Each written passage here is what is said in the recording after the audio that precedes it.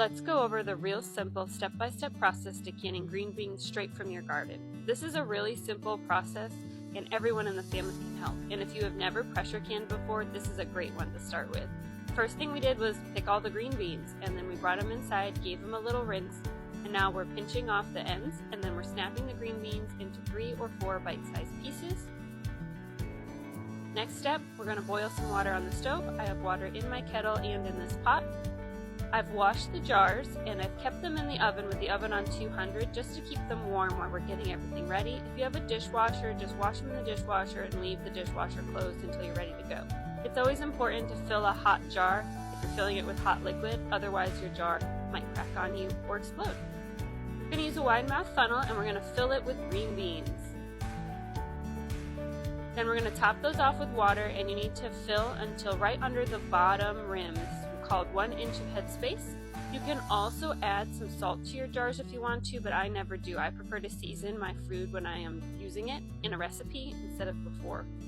Use a plastic knife to knock out any air bubbles that are inside the jar. This is a very important process. Don't skip this, and also make sure to use a plastic knife because a metal one might accidentally crack your jar. Today's fit are superb canning lids, which I love. These are great quality lids.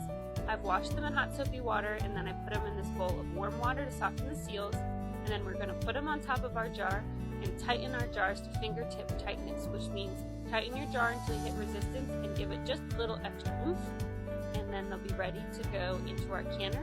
The canner is filled with hot water, but it's not boiling yet. Once we get all the jars in, we're going to put our lid on, and now we can bring it up to a boil. We're going to get a nice chimney of steam. We're going to let that go for 10 minutes and drop your regulator or your weight on, whichever your canner has.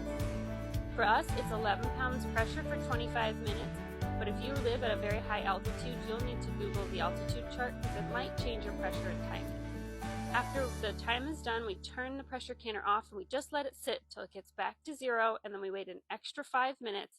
And then go ahead and take that lid off. Make sure you point it away from you so you don't get steam burns.